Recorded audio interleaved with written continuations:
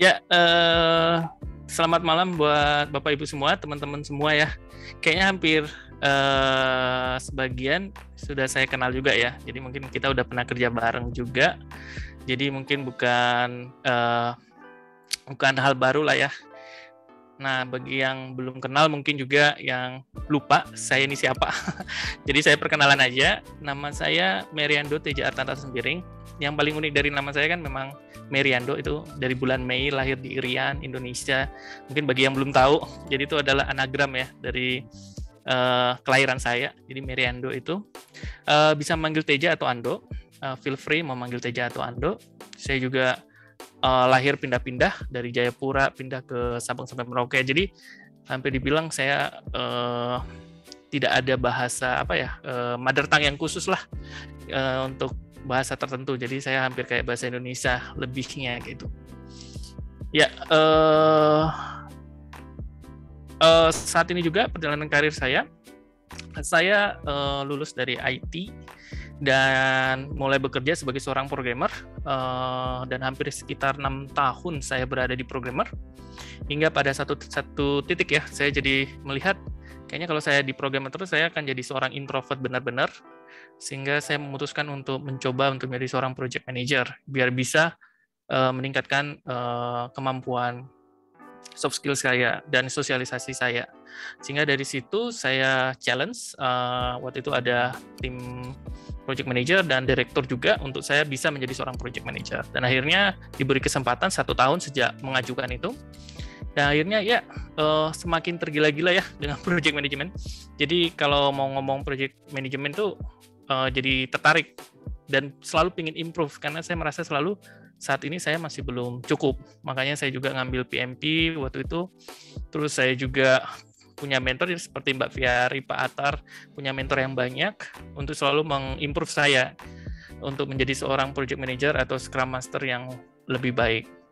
Ya, dan saat ini mungkin saya sekitar hampir 12 tahun berkarir, rata-rata udah hampir sekitar 5 tahun sampai 6 tahun menjadi seorang project manager. Dan saat ini terakhir saya bekerja di sebuah perbankan sebagai senior scrum master ya, dan handle beberapa project di call center. Oke, paling singkatnya seperti itu aja sih, Mbak Fiari. Sebelumnya di vendor, sekarang di user berarti ya? Iya, terjebak di end user terakhir. Yes. Oke. Oke Pak, mungkin kita langsung mulai diskusinya ya, karena sekarang udah 19.23. Ya. Kita mulai dari Agile sendiri Pak. Sesuai dengan tema kita kan Agile Indonesia, Agile. Dan tadi kalau kita lihat di poster, kemudian perkenalan Pak Teja juga sekarang jadi seorang senior Scrum Master. Nah, Agile di mata Pak Teja itu apa sih gitu? Karena Scrum Master kan Agile banget ya gitu. Mungkin bisa share.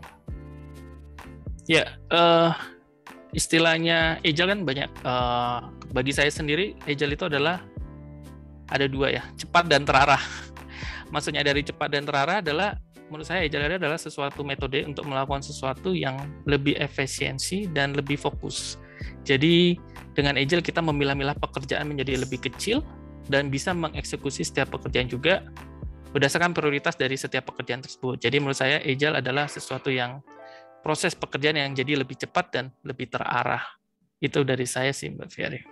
Oke. Cepat dan terarah. Iya benar juga. Itu mewakili ini ya, memberi penjelasan Agile tadi yang di info Pak Teja. Iya. Kalau misalnya Agile environment di kantor gimana Pak? Agile di kantor, ya. Saat saya join di kantor ini, Agile itu udah berjalan, jadi udah berjalan cukup lama. Saya tidak mengikuti perubahannya, tapi Agile yang diterapkan di sini sudah berjalan dengan baik. Walaupun masih ada space untuk berkembang, saya melihat Agile yang mungkin banyak orang yang bilang banking itu lebih ketat ya, banyak regulasinya dan lain-lain. Tapi ternyata Agile itu masih bisa berjalan seiring dengan dokumen yang pastinya dibutuhkan dari regulasi dari BI, dari OJK. Tapi saya melihat bahwa Agile itu masih berjalan.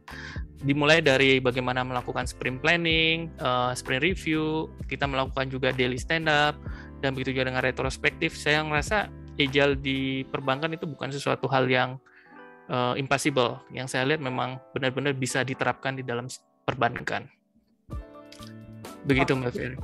Jadi kantor yang sekarang itu walaupun bisa dibilang corporate ya Pak, tapi agile tuh udah diterapkan daily ya. Betul. Sudah berjalan dengan baik. Berarti kayak bahasa-bahasa agile pun juga udah diabsorb ya sama teman-teman kantor ya Pak ya. Di environment di kantor juga udah bahasa-bahasanya udah agile ya. Iya, benar Mbak. Oke, seru. Oke Pak. Nah sekarang kita balik lagi ke tema nih Pak. How to develop servant leadership gitu. Nah, kalau mendengar servant leadership itu apa sih Pak yang Pak Teja bisa top of mind gitu ya? Kira-kira servant leadership itu apa gitu? Mungkin buat saya mewakili teman-teman yang belum familiar ya sama servant leadership atau mungkin juga yang teman-teman baru belajar tentang agile gitu, mungkin bisa dibantu elaborate Pak untuk servant leadership. Servant leadership itu sebuah tipe leadership yang sangat agile banget, dan saat ini servant leadership itu sangat dibutuhkan untuk generasi baru ya, generasi kita dibandingkan dari generasi lama, generasi baru. Kenapa? Karena servant leadership ini lebih mengutamakan humanisme ya, lebih mengutamakan people dibandingkan dari ego masing-masing. Jadi saya bisa bilang bahwa servant leadership itu adalah tipe kepemimpinan yang untuk mencapai sebuah tujuan dalam suatu organisasi atau project, itu dia harus menghilangkan kepentingan pribadi, jadi semua tim akan menghilangkan kepentingan pribadi, dan mengutamakan kepentingan project atau people atau orang-orang yang di sekitarnya untuk mengejar goal itu. Yep. Mungkin ini Pak, buat teman-teman yang belum familiar, itu kan ada servant, ada leadership ya, dijadiin satu servant leadership. Nah itu apakah nggak kontradiktif Pak? Mungkin bisa di-share juga Pak itu pendapatnya. Iya. Benar. Banyak sekali yang bertanya ya, kok bisa ya servant melayani ya atau serve ya, dan menjadi leadership itu bisa menjadi satu hal yang bersama dan di dalam sebuah project. Nah, kenapa itu bisa? Ini yang saya alami ya. Saat ini ya di dunia zaman sekarang, apalagi generasi milenial, generasi Z, kita bisa ngeliat bahwa orang-orang generasi baru ini udah tidak lagi pingin diperintah. Mereka pingin mereka dihargai, mereka diakui, mereka di value di dalam sebuah pekerjaan. Jadi konsep yang awalnya kita menjadi leadership yang awal yang commanding, yang diktator dan lain-lain itu udah nggak efektif lagi. Karena yang dibutuhkan oleh generasi baru sekarang adalah orang-orang yang peduli sama memvalue mereka. Nah, sehingga servant leadership ini menjadi satu adalah bagaimana kita sebagai seorang leader itu adalah mensupport mereka untuk bisa mereka mengerjakan sesuatu dengan lebih baik dan membiarkan mereka untuk berkembang dengan segala konflik yang terjadi di dalam pekerjaan mereka. Nah, bagaimana bisa servant leadership itu bisa juga jadi satu dengan cara mensupport mereka, yaitu adalah kita fokusin kepada goal di dalam suatu project, ya kan. Jadi leadership itu bukan berarti aku pengen ini semua harus mengikut, tapi lebih ke arah tujuan kita apa, tujuan sebuah organisasi apa, yaitu mengejar sesuatu goal. Misalnya kita harus deliver sebuah produk. Nah, itulah yang menjadi utama, bukan dari si leadernya. Sehingga seorang leader hanya cukup mensupport semuanya untuk bisa mendeliver sebuah produk atau sebuah delivery itu sesuai dengan ekspektasi dari setiap organisasi tersebut. Nah, untuk lebih jelasnya kenapa servant dan leadership jadi satu itu saya mengacu kepada, ini asik sih sebenarnya, ada satu author namanya Gordon MacDonald ya, pengarang dari Ordering Your Private Work. Dia bahas tentang ego sih. Jadi dia membandingkan ada dua hal kenapa orang itu mau kerja. Jadi hanya ada dua orang itu mau kerja. Satu adalah call atau terpanggil. Satu lagi adalah driven.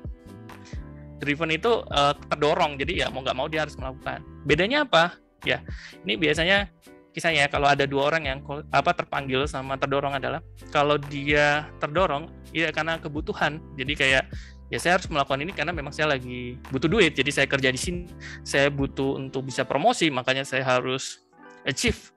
Nah, orang yang seperti itu gimana? Dia akan merasa bahwa posisinya pekerjaannya itu adalah sesuatu hal yang dia punya dan nggak boleh dikasih ke orang lain. Dan akhirnya apa? Dia mengorientasikan dirinya sendiri, performanya dia, sehingga mengakibatkan yang lainnya jadi kurang perform. Tapi jadinya secara tim jadinya tidak perform. Tapi sebagai individu dia mungkin akan perform dibandingkan yang lain. Nah, menurut Gordon McDonald malah yang paling bagus adalah orang-orang yang terpanggil atau called. Jadi orang-orang terpanggil adalah orang-orang yang merasa bersyukur gitu. Jadi orang-orang yang merasa bahwa wah, saya di sini disupport oleh leader. Saya berada di sini masuk juga, saya diberi kesempatan untuk bisa belajar. Saya di sini juga bisa menjadi berkembang. Nah, orang-orang kayak gini tuh bukan lagi orang-orang yang mengutamakan dirinya, karena dia mengutamakan orang lain. Saya sudah mendapatkan kesempatan ini, inilah saatnya saya bisa memberikan sesuatu buat organisasi, buat tim, buat leader, dan lain. Nah, orang-orang inilah yang kita butuhkan nih, orang-orang yang merasa terpanggil di dalam sebuah proyek.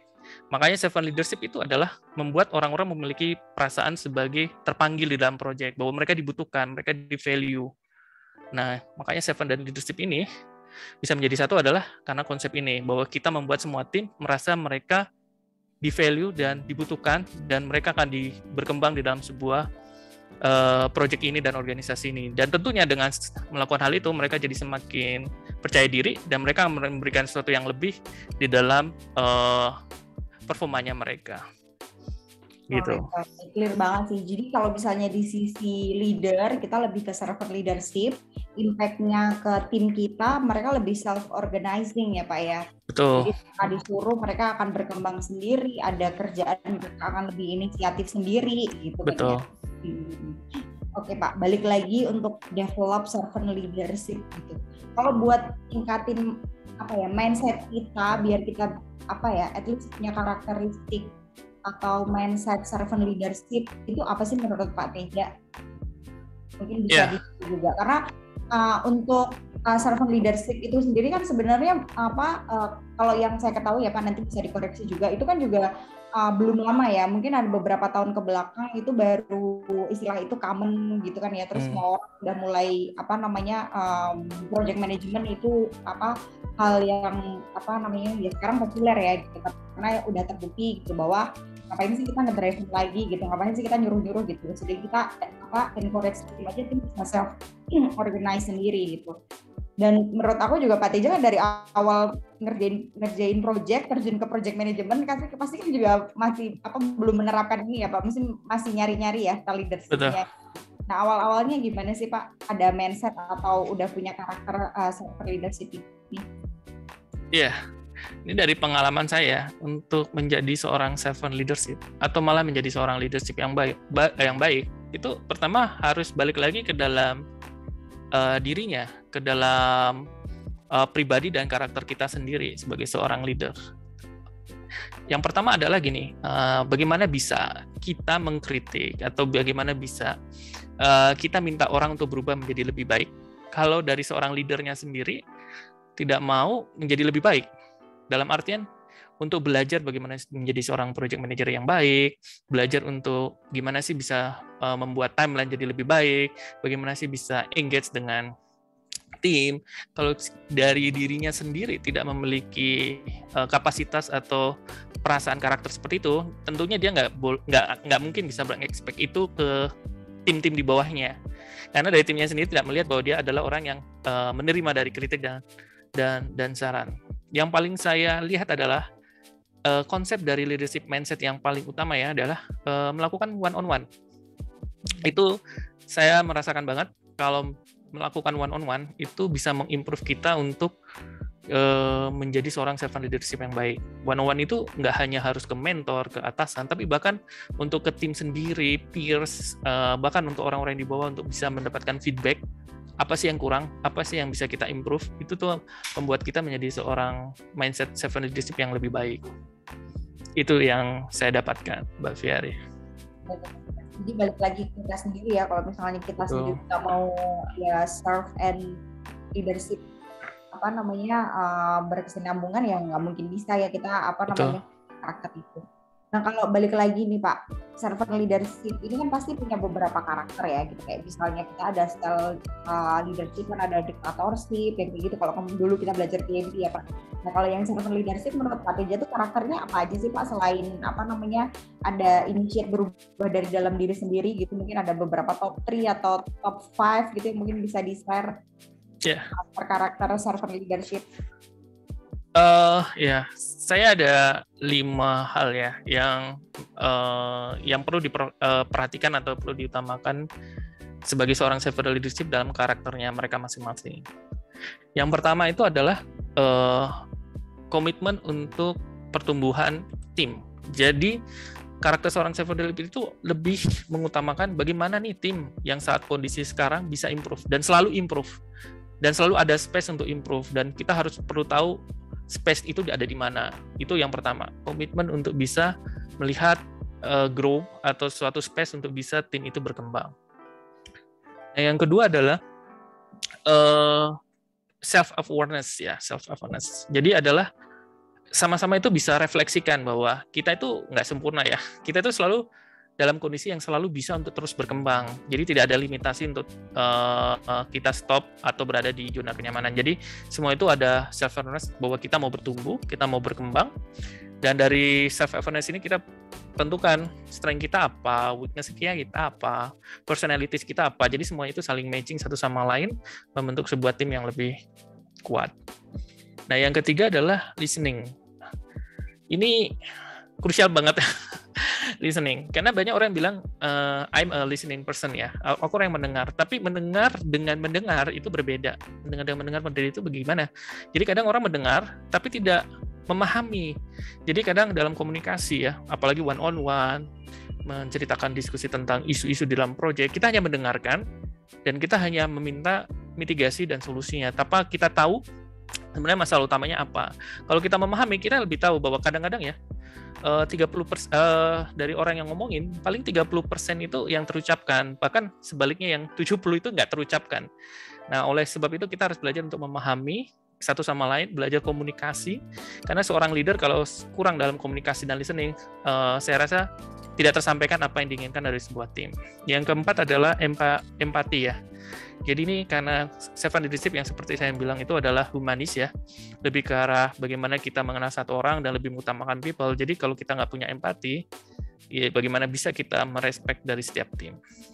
Dan yang kelima adalah untuk ability to facilitate healing. Jadi konflik itu selalu ada. Semua project semakin kompleks, semakin banyak konflik. Dan bagaimana kita sebagai seorang leadership punya karakter untuk healing, bagaimana bisa memulihkan dari konflik menjadi performing, menjadi sesuatu tim yang menjadi kuat satu sama lain. Dan konflik itu adalah konflik yang sehat. Tidak ada yang bilang nggak ada konflik berarti itu project yang baik. Nggak, konflik itu penting, tapi ability kita, kemampuan kita sebagai seorang leadership untuk bisa membuat konflik itu menjadi konflik yang sehat. Ya, paling 5 itu yang biasanya saya lihat dari karakteristik seorang servant leadership.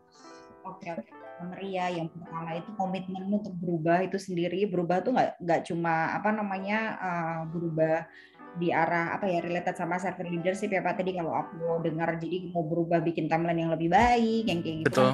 Betul. Ya, terus yang kedua lebih ke self awareness untuk mungkin retrospektif kali ya Pak ya, kita lebih betul. ngaca gitu kira-kira strength kita apa, weakness kita apa, yang kayak gitu kan tadi. Terus yang ketiga listening. Benar ya Pak ya, yang benar. listening gitu, karena nggak cuma dengerin doang tapi juga memahami gitu, listening and understanding berarti ya. Yep. Cewek-cewek seneng banget tuh Pak kalau related listening terus sudah understand itu kayaknya paling populer. Oke, terus yang keempat tadi apa Pak Teja? Empati ya. Benar, empati karena mengutamakan humanisme ya. Kalau di Agile kan people over process and tools ya. Jadi itu lebih diutamakan ya dibanding process and tools, benar-benar. Dan kemudian yang terakhir healing ya. Bagaimana? Bahasanya zaman sekarang banget nih Pak, healing. Healing ya. Posting. Oke. Thank you Pak Midi. Aku juga baru tahu nih Pak Karena servant leadership yang aku tahu gitu, mungkin dari teman-teman di sini yang menghandle suatu project atau jadi project management, mungkin sebenarnya sudah melakukan hal itu ya Pak, servant leadership ya. Sebenarnya mungkin tanpa mengetahui servant leadership apa gitu, mungkin teman-teman di sini juga udah melakukan karakteristik itu gitu. Jadi ini lebih di elaborate Pak Teja, jadi kita jadi lebih tahu sih di sini. Thank you Pak Teja. Oke. Sekarang kalau misalnya tadi di sisi kita sendiri as a leadership, nah gimana good attitude di sisi tim kita Pak? Atau mungkin Pak Teja bisa menjelasin, atau mungkin ada contoh di project juga boleh Pak. Kalau misalnya nggak teori-teori kayak tadi penjelasan, mungkin bisa cerita-cerita juga, sharing-sharing di project itu ada case apa, terus gimana good attitude timnya Pak Teja gitu, apa dari Pak Teja dari awal waktu kick off bikin ground rules gitu ya, itu mungkin juga bisa di-share juga Pak.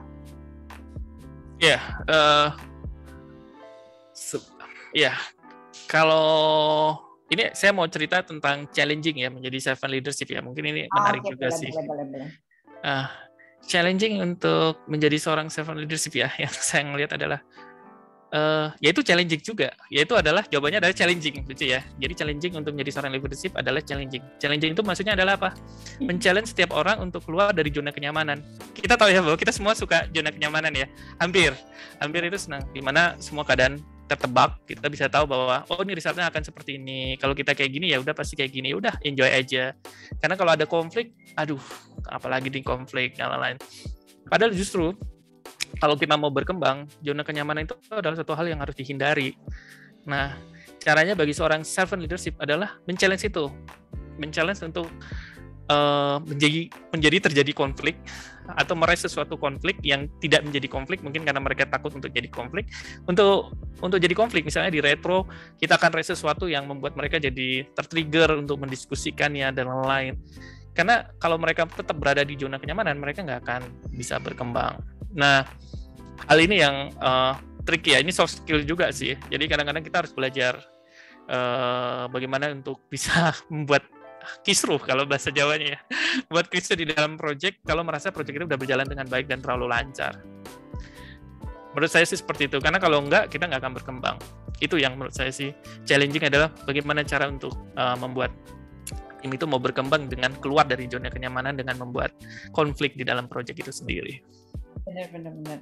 Karena zona nyaman ini kayaknya dari kita kecil itu ditanamkan orang tua kita tuh ya zona nyaman ya. Maksudnya kayak misalnya kalau bisa jadi PNS yang kayak gitu kan, jadi BUMN gitu, aman udah tentram gitu kan sampai pensiun gitu. Benar. Mungkin salah satu alasan juga ya sekarang pindah ke user ya, Pak Teja.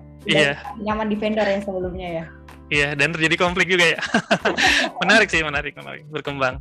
Oke. Jadi tapi kayak agak ini sih, dua mata sih, tahu sih kayak gitu, retrospektif tiba-tiba memunculkan suatu kompor gitulah ya. Betul. itu kalau misalnya kita nggak bisa manage dengan baik juga agak-agak berabe juga ya Pak Teja ya. Betul. Biasanya saya catat sih setiap kali dalam satu sprint itu saya ngeliatin ini ada konflik nih. Saya catat biasanya atau saya pikirin ini mau saya bawa ke retro nih. Menarik ini. Waktu itu baru saya kemarin kamu ada masalah ini ya. Kamu nggak apa-apa tuh masalah kayak gitu. Jadi kan mereka jadi kayak tertrigger. Ya nih aku nggak suka nih, nggak nyaman gini. Yang awalnya mereka tenang-tenang. Itu bagus banget sih buat efektif lah retrospektifnya. Seperti itu. Padahal udah move on gitu ya, udah lupa.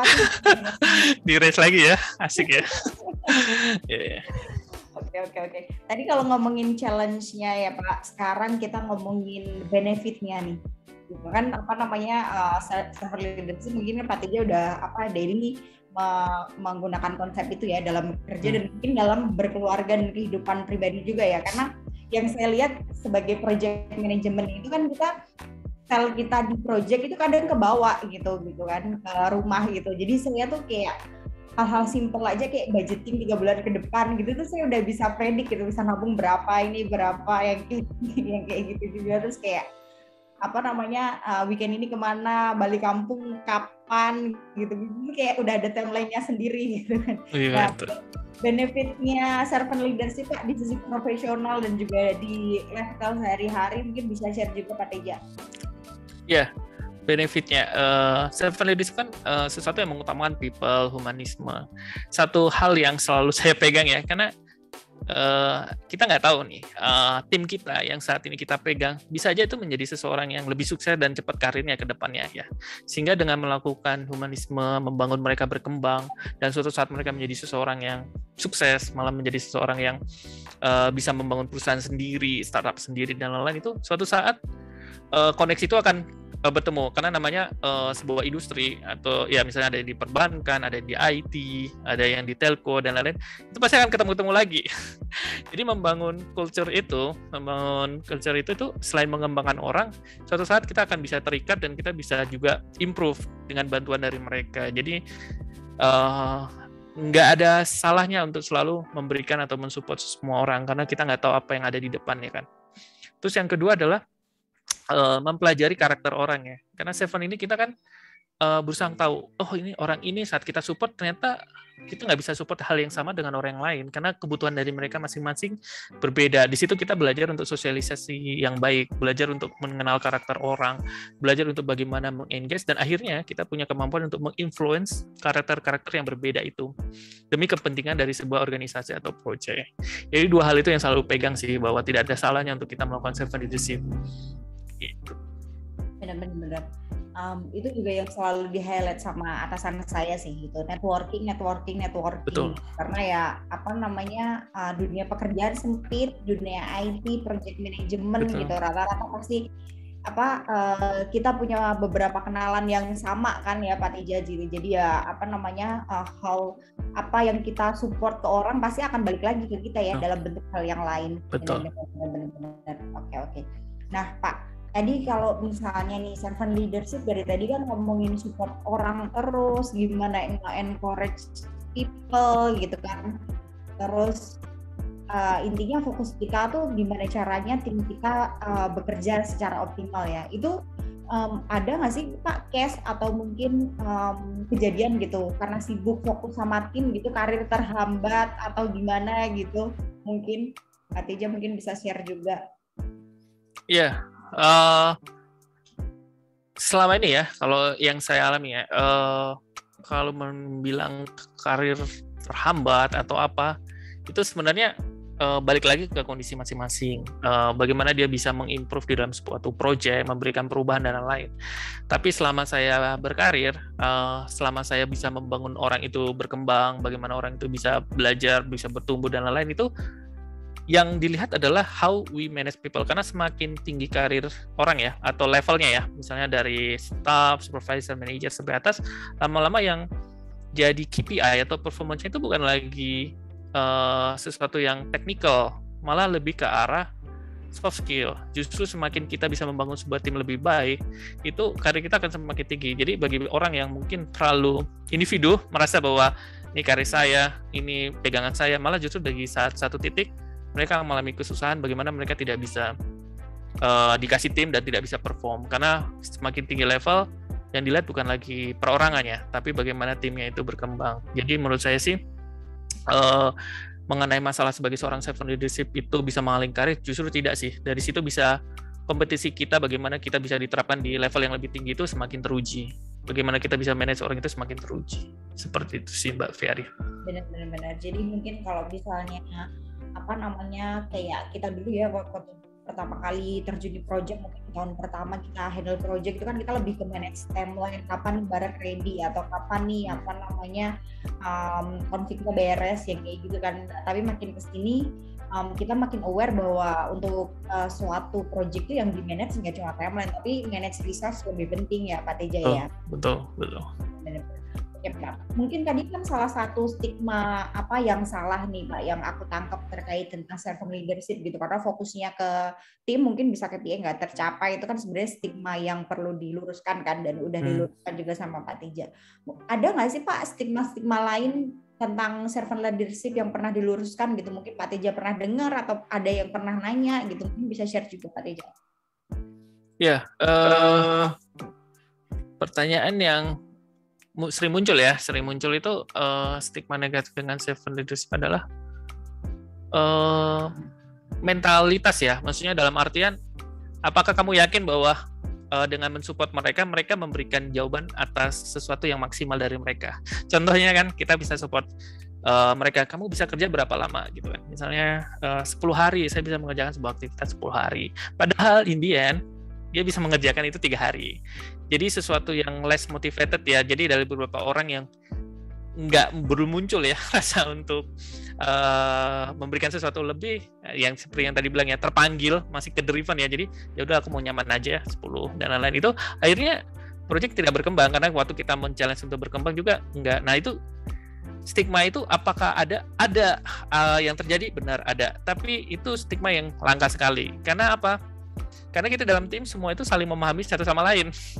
Jadi hal-hal yang seperti itu yang dibilang bahwa ada orang-orang yang memberikan informasi yang salah, memberikan sesuatu yang untuk kenyamanan mereka, itu sebenarnya akan teruji pada waktunya sih. Jadi dalam semakin lama proyek berjalan itu semakin ketahuan bahwa ternyata mereka punya kapasitas untuk bisa memberikan lebih. Jadi itu yang saya sanggah sih, estimasi bahwa karena kita support, mereka bisa seenaknya, itu enggak seperti itu sih kejadiannya. Benar-benar. Jadi ya untuk menjawab stigma negatif ya waktu yang menjawab ya Pak. Selama kita masih di figur yang benar, kita juga support encourage each other, ya pasti visi project, visi perusahaan itu juga pasti lebih cepat ya kita achieve-nya. Betul. Oke, mungkin teman-teman di sini kalau ada yang mau nanya bisa raise your hand, atau kalau masih malu-malu bisa di chat juga, nanti kita bacakan juga. Dari tadi kita ngobrol nih Pak, belum ada interaksi ke teman-teman audiens nih sudah hadir. Jadi kalau teman-teman mungkin yang mau nanya, monggo silahkan di chat di chat Zoom ini. Oke Pak, kita lanjut lagi ya diskusinya. Seru banget nih, karena yang tadi saya bilang, saya servant leadership itu kayak cuma denger aja, oh ini tuh kayak gini gitu, terus asumsi kayak terkait servant leadership itu, oh ya udah support aja orangnya gitu. Tapi ternyata lebih deep dari itu ya. Maksudnya scope job desk PM yang menerapkan konsep servant leadership itu ternyata juga banyak gitu. Dan kalau misalnya di breakdown tuh karakteristiknya banyak sebenarnya gitu kan ya. Oke.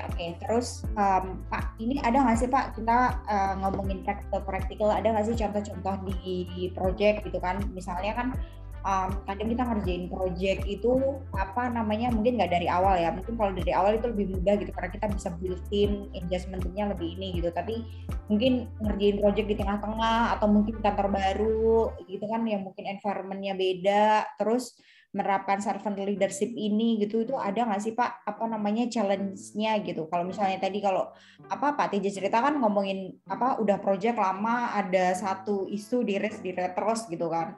Nah kalau misalnya yang baru nih, kita baru mau nge-handle satu project gitu, atau ada di environment yang baru gitu, ada challenge yang lain nggak sih Pak selain tadi yang di info Pak TJ? Ya, ini balik lagi, ini aku mau ceritain yang berhubungan ini adalah cerita seru di project ya. Pengalaman saya menjadikan servant leadership yang seru banget itu adalah ada satu kejadian ya, ini benar, saya manage project yang udah berjalan. Jadi saya di tengah-tengah, nggak langsung selesai. Dan orangnya itu bisa sampai 5-8 orang, punya karakteristik yang unik-unik. Jadi dan level mereka itu tinggi banget. Jadi dari tim dari developernya itu ada yang bahkan baru, fresh graduate gitu, sampai ada yang udah senior banget, udah expert lah kayak gitu. Jadi mereka campur. Jadi jenjangnya itu tinggi banget. Nah, waktu saya terjun masuk ke sana, mereka udah dimanja. Jadi intinya lebih fokus kepada si expert ini, karena kalau si yang fresh grade kurang oke, udah dilempar aja. Jadi kayak lebih ke arah si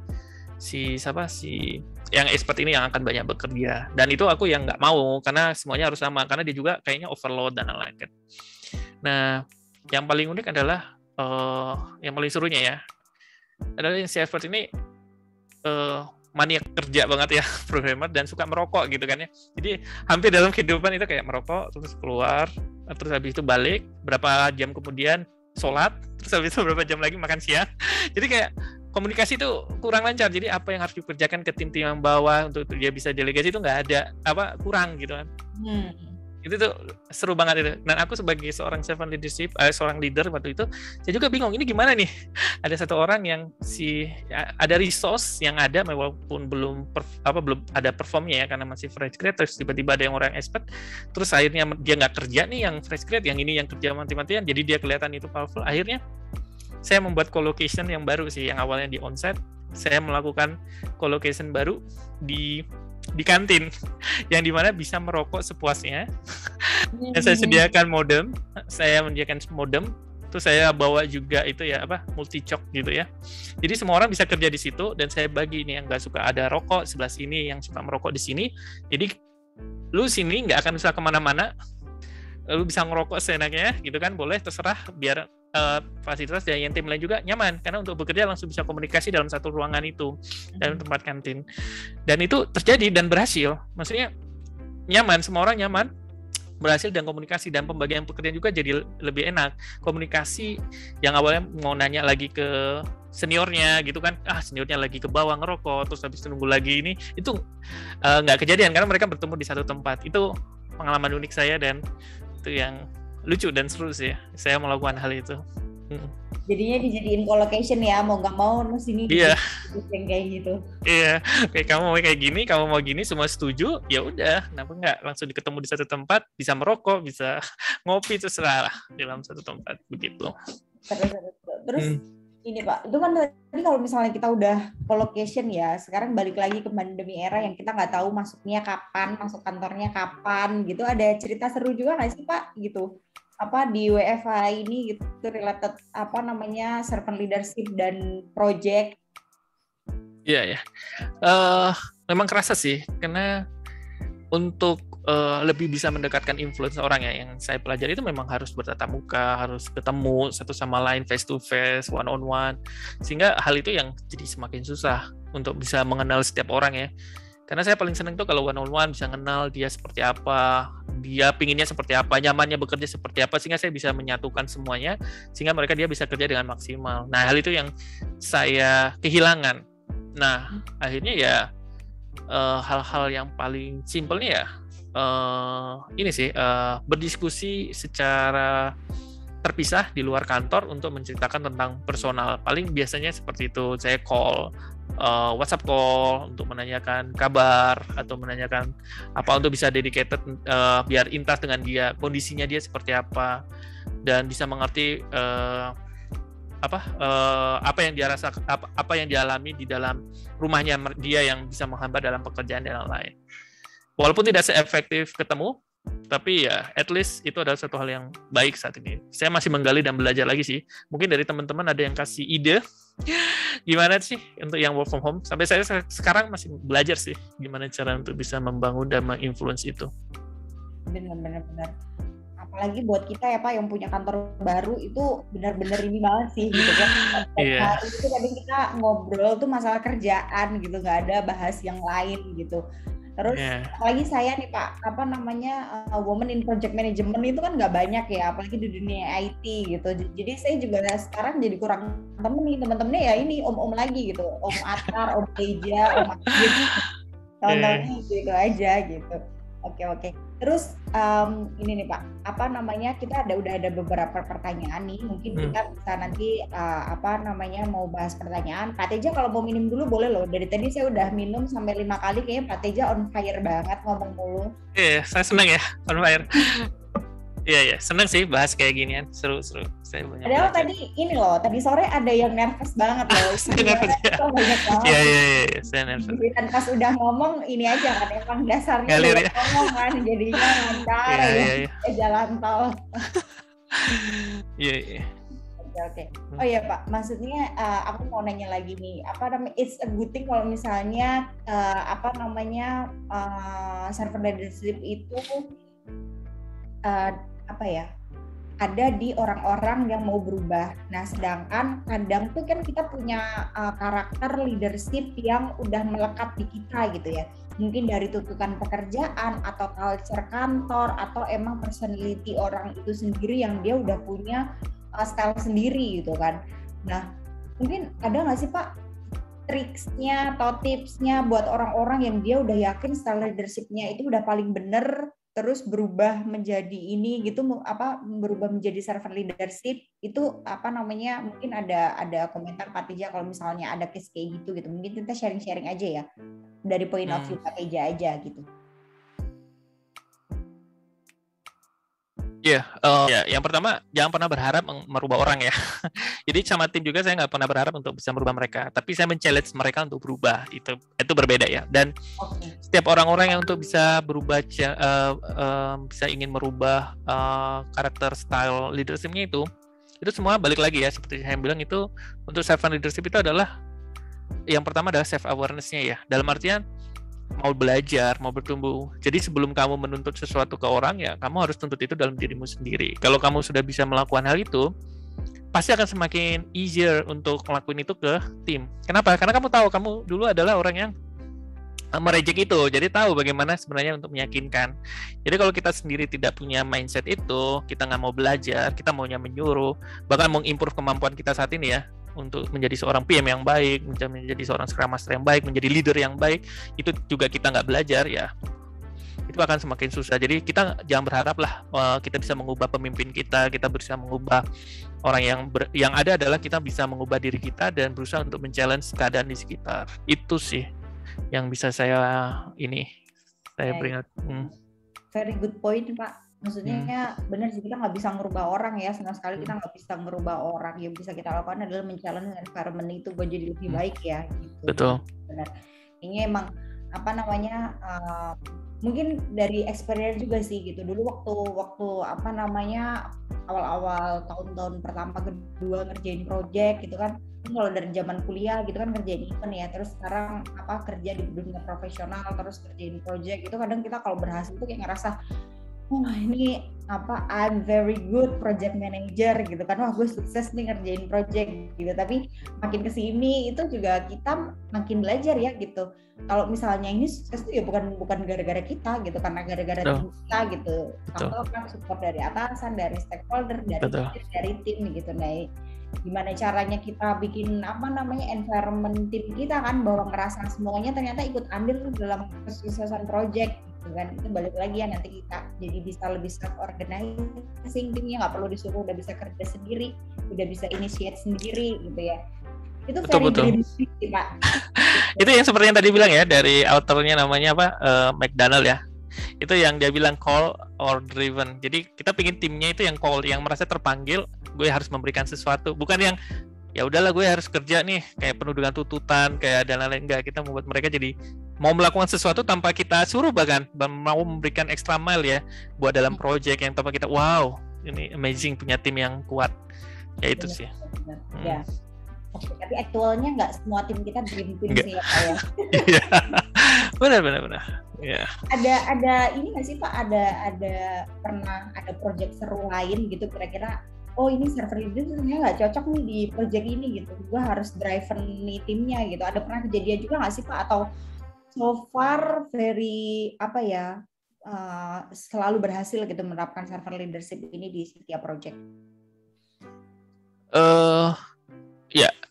Sebenarnya saya nggak pernah mengalami yang tidak membutuhkan servant leadership, tapi selama yang saya pelajari secara teoretikal memang servant leadership ini tidak cocok untuk semua. Jadi memang hanya untuk beberapa hal di dalam kondisi di mana ketelitian, di mana sebuah hal yang pasti harus tercapai, itu kadang-kadang nggak bisa pakai servant leadership. Kita terlalu kompromis ya, sehingga halnya berakibat lebih fatal. Contohnya misalnya di tempat-tempat yang lebih ke arah keamanan gitu ya, misalnya di project yang tingkat kecelakaannya lebih tinggi dan lain-lain. Kalau kita terlalu tolerir untuk hal-hal yang seperti itu, dan itu akan menjadi bencana, itu akan menjadi sesuatu hal yang buruk. Itu yang saya dapatkan sih. Benar. Jadi nggak semua project kita bisa fleksibel ya. Kadang Betul. Kita harus strict ya gitu, apalagi related keselamatan gitu. Mungkin di oil and gas juga kita nggak bisa strict ya, mungkin karena dia ada safety yang harus gitu, tapi benar-benar beda gitu gayanya gitu. Mungkin bisa dilakukan servant leadership di part of lainnya gitu ya. Betul. Mungkin jadi kayak gimana caranya report gitu, mungkin kayak lebih fleksibel ya Pak ya gitu. Betul. Benar. Oke.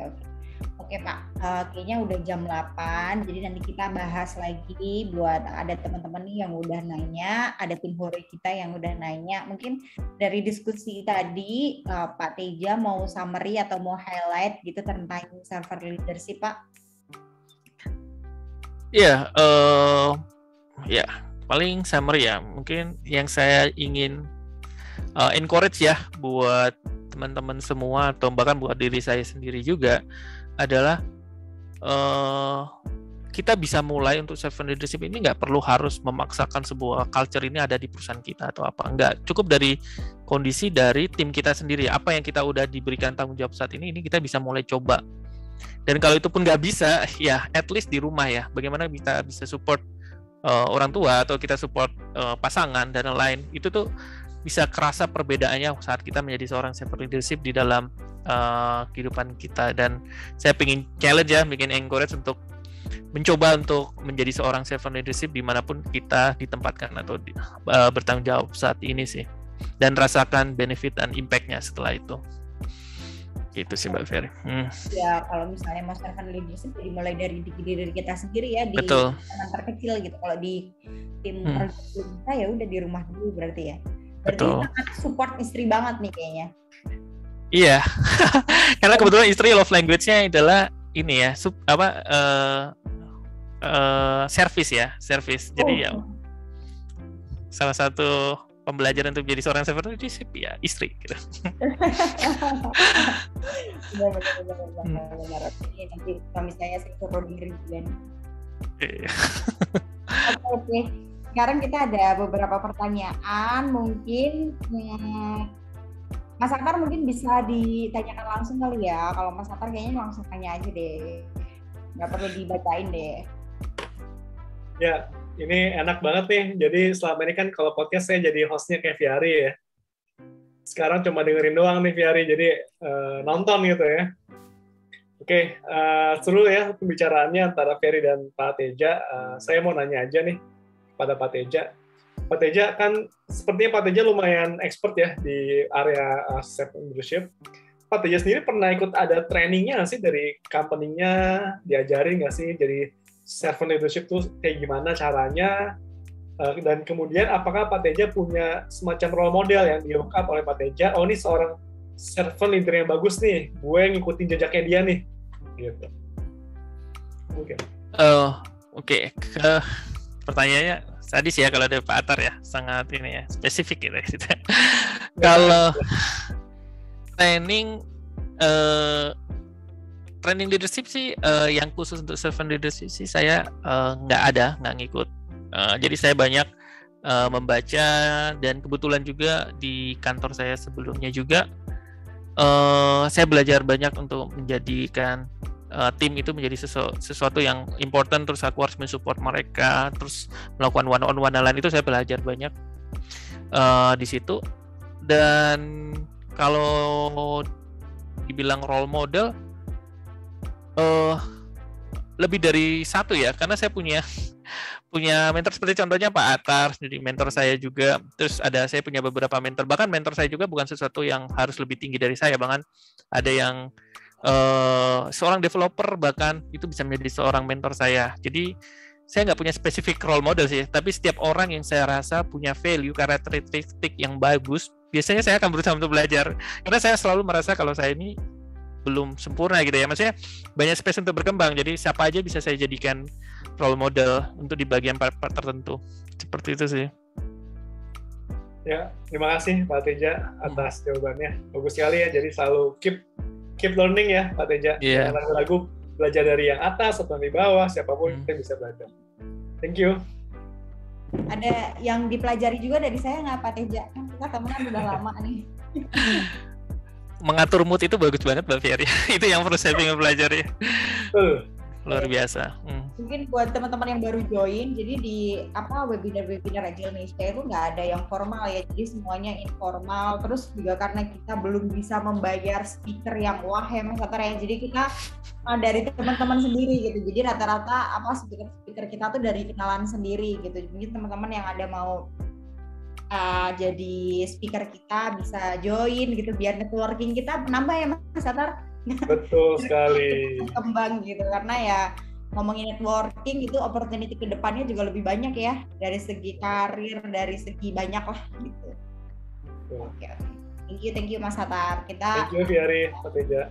Oke, sekarang kita Adit mungkin bisa di show, udah lama nggak ketemu Adit. Biasanya dia suka komentar-komentar saya di Instagram sih. Ini baru tumben dia join. Assalamualaikum. Salam. Waalaikumsalam. Salam, Adit. Iya, nah Pak Teja mau nanya nih, kalau masalah server leader ya, kan kalau di kantor nih yang modelnya kayak korporasi ya, semi BUMN gitu ya, kan kadang ketemu timnya tuh nggak pasti yang muda, berani, dan apa namanya, encourage-nya pokoknya yang oke lah gitu ya. Kadang nih ada tim yang milenial, ada yang kolonial gitu sebut ya, yang agak cuy. Nah, terus gimana caranya Pak Teja gitu ya sebagai servant leader itu memberikan apa ya, semangat ke teman-teman dari tim kolonial itu ya. Kita tahu nih biasanya yang udah mau bentar lagi pensiun tapi dia sebagai expert dan harus ikutan kerja juga gitu. Kira-kira gimana Pak Hatar? Oh, pertanyaannya ini ya. Pak Teja, sorry. Mas Adit, Ke Pak Hatar. Kenal nggak orangnya Mas? Nah, jangan sebut merek Pak. Oh iya, lanjut. Ya, sebenarnya kan seperti yang tadi saya bilang ya, yang pertama harus dipegang adalah kita nggak bisa ngubah orang ya. Kita nggak boleh berespek mengubah orang, karena yang bisa kita lakukan adalah kita menunjukkan sesuatu perubahan itu baik dan membuat mereka jadi curious dan ingin tahu apa yang melakukan perubahan sehingga mereka jadi ter-challenge untuk melakukan hal itu. Terus yang kedua adalah lakukan dulu di tempat yang dimana kita bisa melakukan perubahan itu untuk bisa menggenapi yang poin pertama tersebut. Jadi kalau katanya saya lupa namanya, tapi intinya ada satu jenderal yang ngomong kalau kamu ingin merubah dunia ya berubah dulu dengan ini kan, bersihkan tempat tidurmu dulu gitu. Jadi kalau sesuatu yang kecil aja kamu nggak mau melakukan perubahan, what do you expect untuk merubah seseorang yang sudah secara posisional di atas, secara umur sudah lebih senior dan lain-lain. Jadi lakukan itu dari apa yang kamu punya saat ini sih, apa yang kamu tanggung jawab, dan kita lihat hasilnya nanti perubahan itu sehingga membuat mereka jadi tergerak, aku mau ikut dalam bagian perubahan itu sih. Dan itu yang kurasakan juga, yang kualami sih di beberapa hal, di beberapa project. Waktu saya mau berubah, saya mau nunjukin di satu orang udah bisa improve, mereka akan ter-challenge. Beberapa tim yang pinginnya nyaman jadi mulai ter-challenge untuk bisa menjadi lebih baik, karena mereka dalam satu tim mereka bisa ngelihat perubahan yang baik itu sehingga mereka tergerak untuk melakukan itu. Itu sih Mas Adit yang dialami oleh saya. Nah, dari lo udah berubah belum, Dit? Apa? Dari lo udah berubah belum? Insya Allah berubah, Power Ranger ya. Oke, terima kasih Pak Teja. Jadi start from here, start from now. Iya. Start from small. Oke Pak Teja, thank you. Thank you Mas Adit. Thank you. Oke, ini pertanyaannya oke banget sih dari Mas Kiki. Jadi Kiki. aku highlight nih ada beberapa poin, mungkin nanti Mas Kiki bisa jelasin lagi pertanyaan versi Mas Kiki. Yang pertama tuh leadership tuh bisa diimplementasikan dari awal sampai akhir project nggak sih, start to finish project. Kemudian kita bisa ngubah gaya style kita nggak sih gitu, mungkin kalau dirasa nggak cocok ya kayak gini kita ubah yang lain atau balik lagi ke leadership seperti itu. Terus sama ini lebih ke gut ya, Hans gitu. Wah, ini kayaknya stylenya perlu dirubah nih. Nah itu mungkin pertanyaan dari Mas Kiki. Bener ya Mas Kiki ya? Halo Mas Kiki. Halo Mas Kiki. Betul. Betul sekali. Halo Bang Ando. Halo Ki. Salam kenal Mas Kiki. Halo, thank you sudah join. Sehat Mas? Alhamdulillah sehat. Alhamdulillah. Pernah peer-nya Pak Teja, tim horenya Pak Teja atau gimana? Mungkin bisa share gitu. Saya muridnya Bang Ando nih. Oke. Panggilnya Pak Ando ya. Oke. Walaupun cuma sebentar, tapi menempel di hati. Wah. Waduh, bisa gitu ya? Bisa. Thank you. Gitu. Sekarang kerja di mana Pak? Maksudnya di di vendor atau mungkin bisa cerita juga gitu. Saya lagi mencari kandidat next speaker nih, siapa tahu cocok. Oh gitu. Iya. Sementara saya alhamdulillah ada 2 pekerjaan yang saya pegang. Satu di perusahaan startup, kebetulan investornya ini mau bikin beberapa aplikasi produk gitu ya. Kayak mereka mau bikin e-commerce sama ride service. Lalu yang kedua, saya baru aja pindah ke konsultannya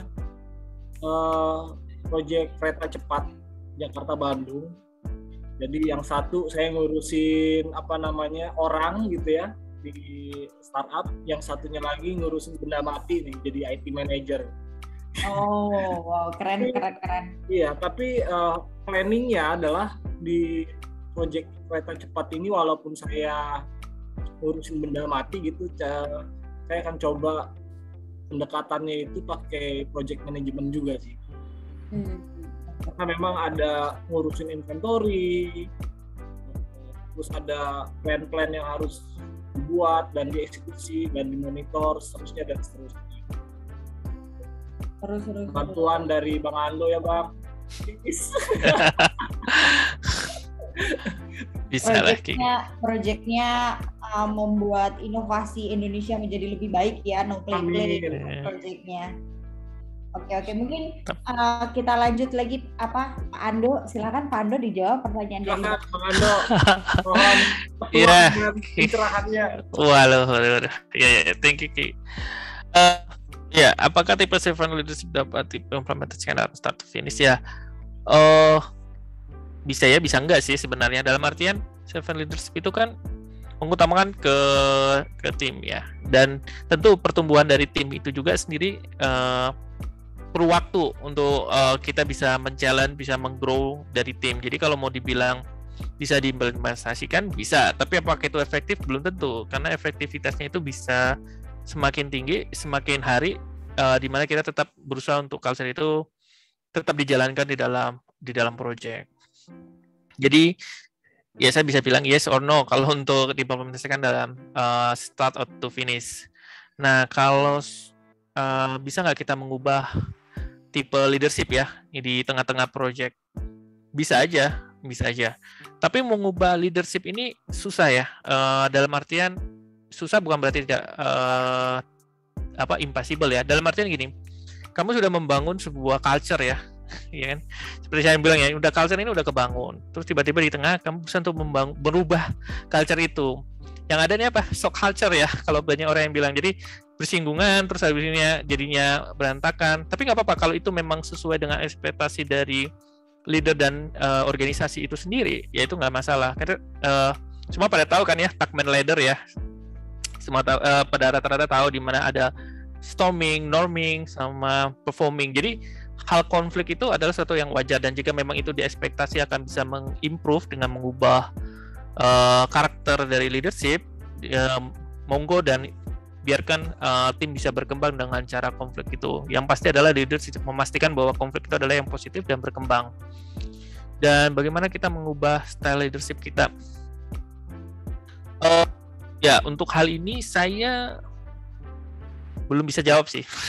Karena saya dari awal sudah tahu saya mau jadi leadership apa, dan saya belum pernah mengubah style leadership saya sih. Jadi mungkin dari teman-teman yang lain, atau Pak Atta, Mbak Fiari, atau mungkin dari teman-teman di sini yang pernah tahu gimana cara mengubah leadership. Karena yang saya pahami ya adalah ini saya dengan leadership saya ini, dan saya berusaha untuk mengimprove, walaupun mungkin belum cocok dengan kondisi project, ya saya akan mengimprove, mengcustom style leadership saya untuk bisa adapt dengan kondisi project. Tapi kalau mengubah style leadership, saya nggak pernah melakukan, karena saya tahu bahwa itulah saya gitu, dengan style leadership saya itu. Seperti itu sih. Ya, saya balikin ke floor lah kalau untuk mengubah ini. Mungkin bisa nambahin kali ya, kalau misalnya tadi kita ambil contoh di oil and gas tadi kan Pak gitu, mungkin ada beberapa, mungkin nggak lebih mengubah ya, tapi mungkin hybrid kali ya leadershipnya. Betul. Jadi ada yang sebagian kita strict, tapi ada yang sebagian juga kita lebih mementingkan humanis gitu. Jadi kayak style mana nih yang kira-kira bisa membawa project atau visi kita, target kita lebih cepat gitu. Kalau kira-kira di sini kayak perlu lebih digaspol, ya oke kita gaspol gitu kali ya. Tapi kayak oh ini kayaknya udah pada capek nih, empati kita keluar, terus kita mungkin style servant leadership kita mainkan ya di situ gitu kali ya Pak TJ ya. Iya, benar. Oke, kayaknya ini juga udah 2020, Pak Teja, Mas Atar, dan teman-teman semuanya. Besok kita masih kerja, masih 2 hari lagi. Gitu. Buat Mas Atar kan dia freelance ya, jadi waktunya enak banget gitu. Jadi nggak kayak kita nih yang masih 8 to 5, mungkin lebih dari 8 to 5, mungkin 12 jam kali ya kadang kalau misalnya kalau project. Jadi nanti akan saya kembalikan ke Mas Atar. Sebelumnya saya juga terima kasih, ini ada tim kantor saya, Pak Teja, Mas Atar, di sini ada Mas Dimas sama Mas Hendra gitu Kak. Jadi hari Selasa kemarin kita lagi meeting bareng, terus saya share nih besok ada webinar bagus nih gitu, ngomongin podcast, ngomongin servant leadership attitude gitu. Terus ya udah aku ajak join, alhamdulillah bisa hadir. Thank you Mas Dimas, Mas Hendra. Thank you Mbak. Halo Mas Atar. Thank you Mbak. Mas Teja. Halo. Mas Dimas, thank you tadi udah di backup waktu saya vaksin. Siap Mbak. Mas Dimas, mungkin sebelum aku tutup ada yang mau ditanyain ke Pak Teja atau Pak Atar? Belum Mbak, cukup Mbak. Materinya oke nih Mas Teja, thank you ya. Thank you Mas Dimas. Juga nih. Ditunggu jadi next speaker ya. Kayaknya ini saya sama Mas Atar haus speaker banget nih. Lebih haus moderator sih sebenarnya, karena kita berdua doang nih, kayak nggak ada yang lain. Jadi mungkin ada beberapa teman-teman yang udah join tiap podcast, mudah-mudahan nggak bosan dan selalu tetap mengikuti. Oke, mungkin dari saya cukup itu aja Pak Teja. Pak Teja mungkin ada lagi yang mau disampaikan. Kalau enggak, saya kembalikan lagi ke Mas Atar untuk ditutup podcast hari ini. Oke, dari saya enggak sih. Silakan Pak Atar. Thank you Pak Teja. Thank you semuanya. Ya, terima kasih Fiari dan Pak Teja. Tepuk tangan dong buat mereka berdua. Ya, mungkin luar biasa nih diskusinya, terutama Fiari yang hari ini habis divaksin tapi tetap komit ya untuk menjalankan podcastnya. Mudah-mudahan efek sampingnya nggak terlalu parah ya Fiari. Amin. Tadi biasanya H+1 kan ya Mas? Iya. Baru kerasa gitu. Oke. Jadi dari saya mungkin sebagai kalimat penutup buat kita semua, buat saya juga, dari pengalaman saya sharing-sharing juga leadership. Kayaknya semua orang tuh paling suka punya bos yang punya gaya kepemimpinan servant leader sih. Terlepas itu agile, kolonial, saya rasa kita ingin punya pemimpin yang mau membangun kita, mementorkan kita supaya menjadi orang yang lebih baik lagi. Dan semoga teman-teman yang hadir di acara malam hari ini bisa mendapatkan banyak sharing dari Pak Teja ya, yang akan membantu kita menjadi pemimpin yang melayani pada orang lain gitu. Oke. Terima kasih atas kehadirannya teman-teman semua. Mohon maaf apabila ada kekurangan dalam penyampaian. Salam sehat, selamat beraktivitas kembali di malam hari ini. Kita bertemu di hari Jumat atau tanggal 14 Oktober membahas Agile dalam isoman ya dari keluarganya Pak Sunardi. Terima kasih. Wassalamualaikum warahmatullahi wabarakatuh dan salam sehat buat para Agile Indonesia. Terima kasih. Terima kasih. Terima kasih semuanya. Thank you.